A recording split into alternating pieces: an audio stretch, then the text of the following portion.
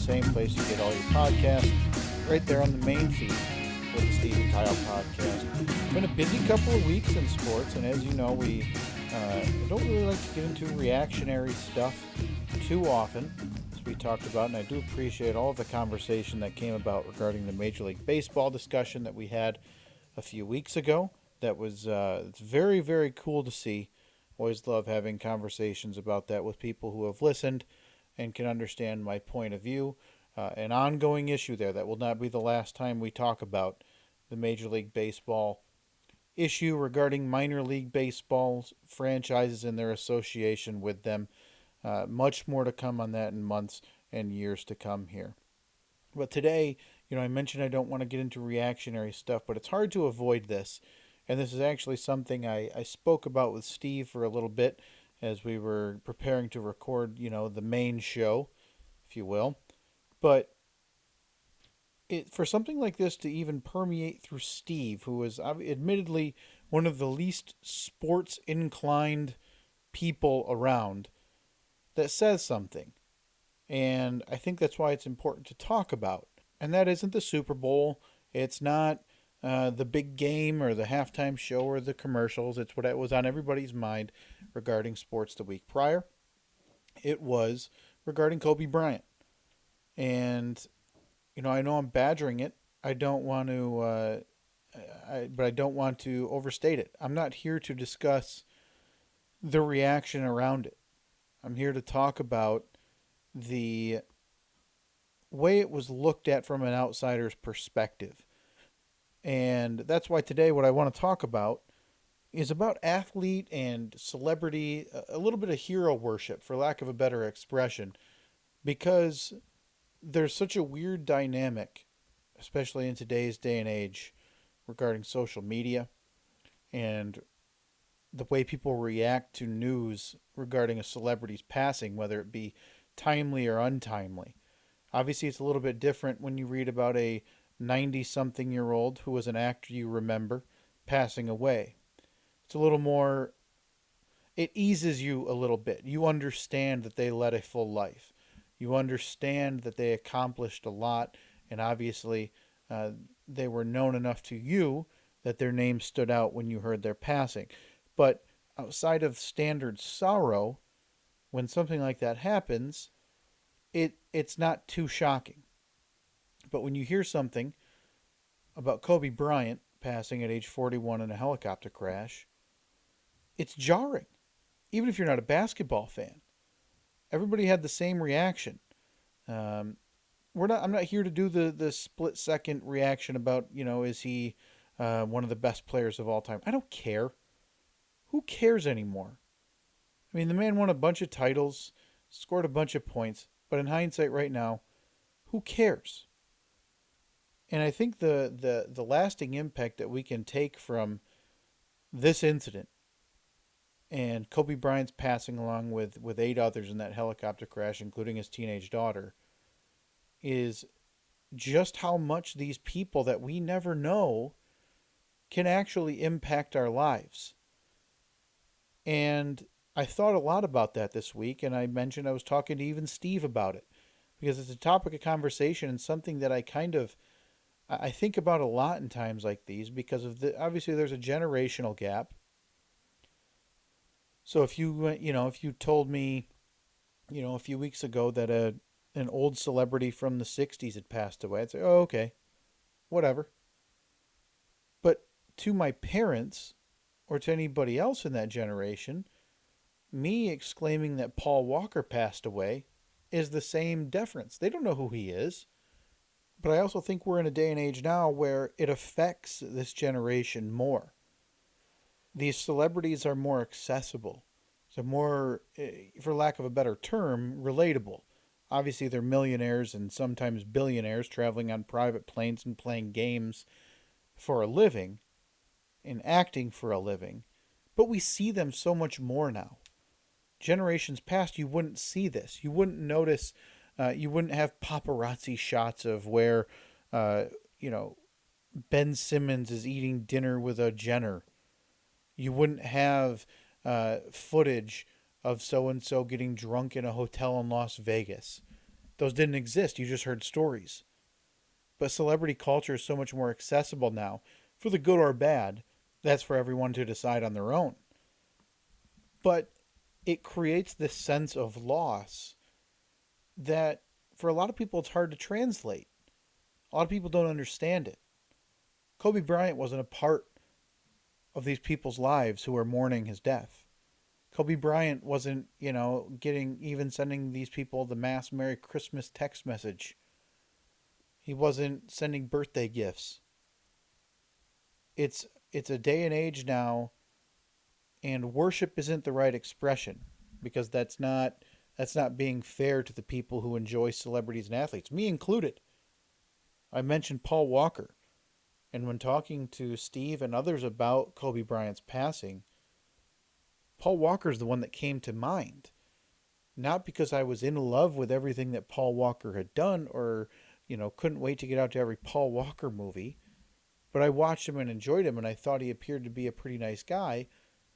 But it's that sense of a punch in the stomach when you hear about something like this, somebody taken obviously far too soon, in the midst of kind of the prime of their career. And I know that sounds weird talking about Kobe Bryant at age 41, retired from the NBA, but he was doing some really incredible things. Coaching his daughter, running basketball academies, just being around the game of basketball and being an ambassador. He was doing really amazing things in his second career after playing. And Paul Walker was in probably the heart of his career there with the Fast and the Furious franchise. But that's the one thing I can compare it to, is it's such a gut punch and hard to understand. And that brings me to my larger point today, is this weird kind of war on both sides that you encounter. And again, it's social media driven, so it's not fair to say that this is a common thing. Obviously, it's happening in a social media vacuum, which doesn't really speak for the world, as we found out in the 2016 election. Social media is a special kind of vacuum that doesn't speak for even a majority of opinions. But if you were to click on whether it be an ESPN generated post, well, probably not an ESPN, but if you went to like an ABC News post with the headline regarding the helicopter crash and the passing of those 9 people, a large number of those comments would be along the lines of, don't care, who was he? Never heard of him. And that speaks to a lot of things. That speaks to the nature of basketball, which in reality is in its infancy and becoming a worldwide sport. It wasn't too long ago that Yao Ming was looked at as an ambassador for that game to become popular in Asia. Jeremy Lin followed that, but it's still a game that is pretty regional. We talked about this with baseball. It's a pretty regional sport. Basketball now, it is growing at a rapid rate around the world. As you see in the Olympics and these other contests, that games are becoming closer with the United States. But the idea that the rest of the world is kind of shrugging their shoulders isn't really fair to a lot of these people who have lived and breathed basketball. A lot of communities, basketball is life. Whether it be lower income or travel basketball, it doesn't matter. A lot of people use basketball to cope. A lot of people use basketball to try to better themselves into a college education and possibly a career. That goes with all sports. So what I'm trying to get at here, and obviously very, very long form way to do it, is that the way we handle loss of life, celebrity-wise, athlete-wise, people we don't know, it's okay to struggle with it. And there's this weird sense that, well, you didn't know him, why do you care?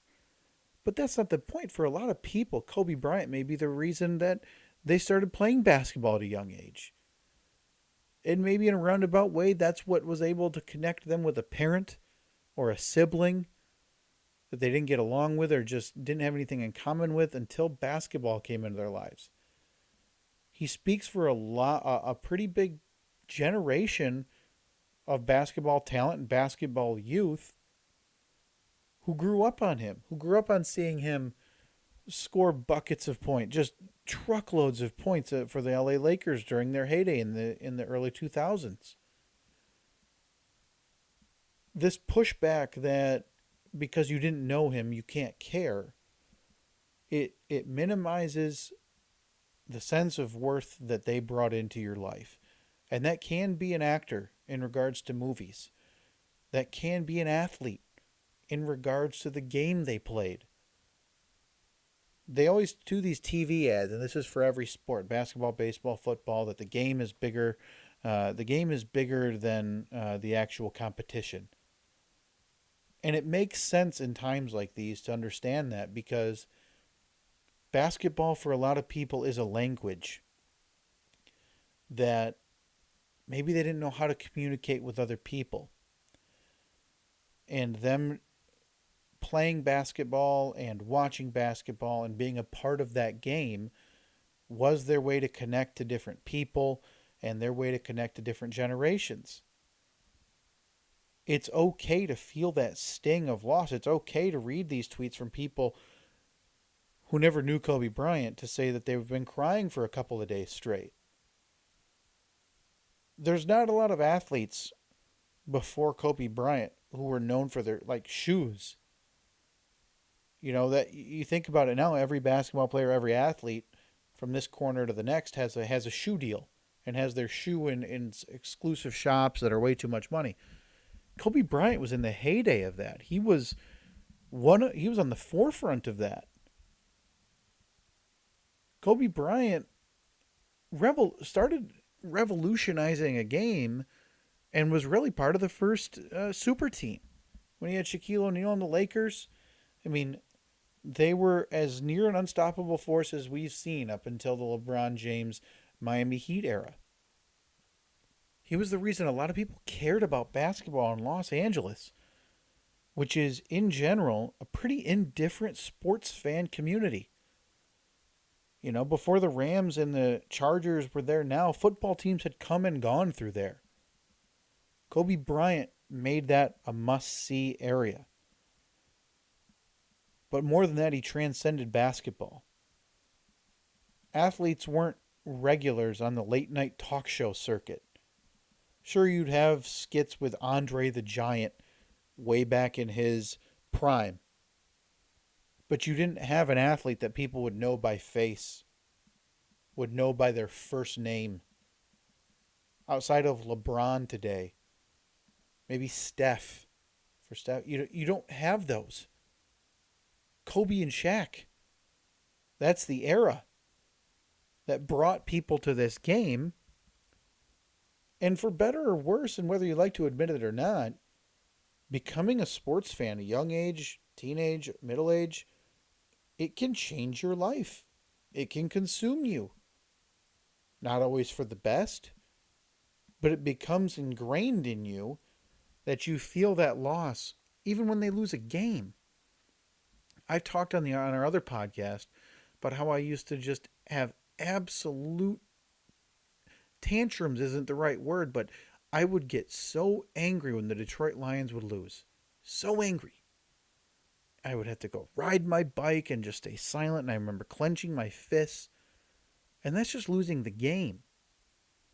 So imagine being that age range, or imagine being that affected by the Los Angeles Lakers or by Kobe Bryant, and then having that news drop on you a couple of weeks ago. So for anybody out there who's trying to say it's not okay for you to be that sad, or it doesn't make any sense for you to be that sad, it is. And it's not okay for you to say that. Sports affect lives differently, and that's an okay thing to see now. Can it be taken too seriously? Absolutely. For crying out loud, ESPN has 4 networks that run 24-hour coverage about sports, and half the time it's the same discussions. But sports can have some meaning in your life without you having to feel like it doesn't matter. Now, Kobe Bryant's death affected me not overly emotionally until you see those tribute videos of him with his children, him coaching his daughter, him hugging his daughter. all of these things and the way people revered him, that's what affects me most is the humanity of essentially that young father. I mean, he was only 40. He had children age, from teenage years down to infants.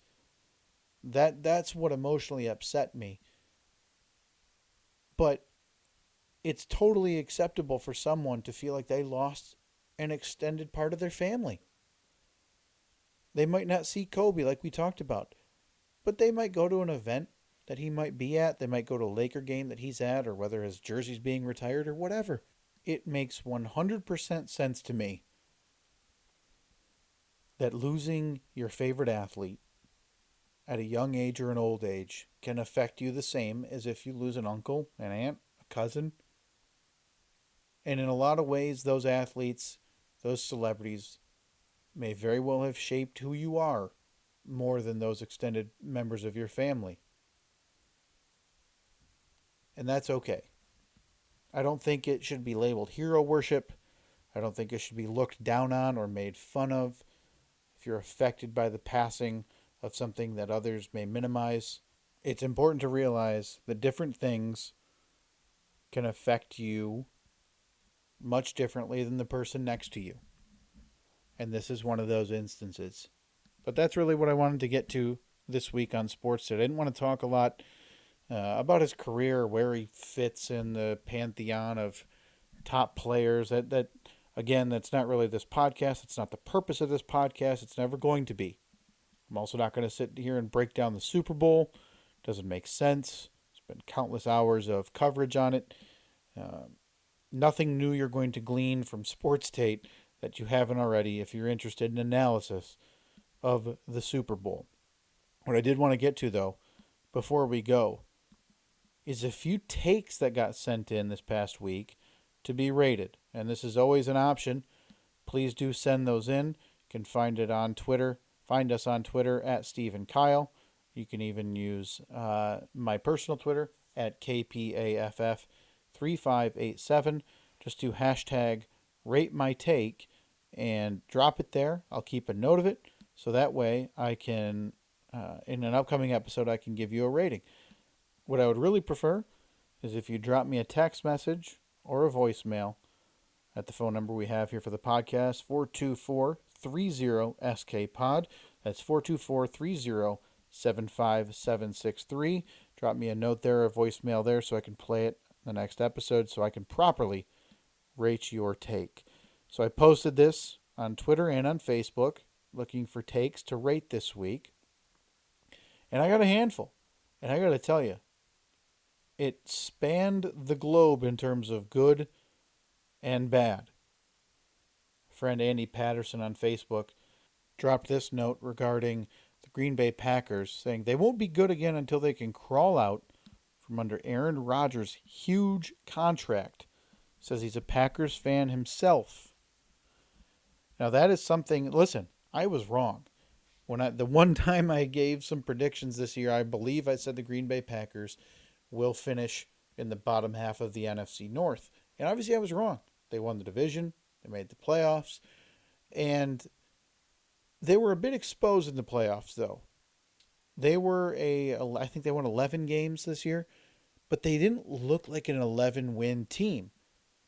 But that's not Aaron Rodgers' fault. I see what Andy's saying here, is that the contract of Aaron Rodgers is prohibiting them from really reaching that next level in terms of free agents and other players that they can attract. So Andy Patterson, that's like a 7.5 on the scale of 10 flames for rate my take. That is impressive. There was a bit of a trade Rodgers bandwagon growing, and they lost to the San Francisco 49ers. It's one of the dumbest things I've heard, though. One of the dumbest things I've heard. No offense, Andy. No offense. But that is one of the premier quarterbacks in the NFL, as much as I dislike him. To trade him right now, you're not going to get much value because his contract is pretty big, and you're essentially starting over. The grass is not always greener. Go ahead and ask a lot of teams who have shuttled out veteran quarterbacks for players not named Patrick Mahomes, who is the exception to the rule. Jordan Bentley announced his hot take being dropped, and he said, And now this is a biggie. I hope everybody's sitting down. Because he says the Detroit Lions will win the Super Bowl before the Dallas Cowboys will win their next one. Now that's a scorcher. That's a scorcher for on a couple of levels, Jordan. On one side, because you're saying the Detroit Lions will win something. And I gotta tell you, about 60 years of history says you're wrong. 60 years being the last time they won an NFL championship. Or how about another number? 28 years. The last time they had a playoff win. 1992 with Barry Sanders on the team. So, okay. Your counterpoint being before the Cowboys. Now that's where you really ratchet up the thermostat here on the take. Because the Dallas Cowboys, a lot of people seem to think, are a coach away. And they made that change when they got rid of Jason Garrett. Now, who knows what they're getting in Mike McCarthy, who a lot of people attribute to the mediocrity of the Green Bay Packers the last 5 years. But a lot of people seem to think the Dallas Cowboys were a coaching change away from being one of the best teams in football. Talent-wise, they're already there. So let's see if they can get over the hump. So Jordan Bentley, that's an 8. That's a hard 8, maybe an 8.5 on the take thermometer. And next week, next episode, when I have a little time, we'll recap the take thermometer so I can properly assign temperatures to this using the take thermometer from our friend Zach Ruddick on Twitter and Facebook. I can repost that as well. That's all I had this week. A little shorter episode, I mentioned. These are going to be varying in length. 15 minutes, might be 30 minutes, might be 40 minutes. Going to stretch a lot of topics. So thanks for bearing with me this week. Wanted to get to some of that Kobe Bryant stuff, but I would like to look at it from a different angle, not see things and not talk about things that have already been talked about. So thanks for bearing with me.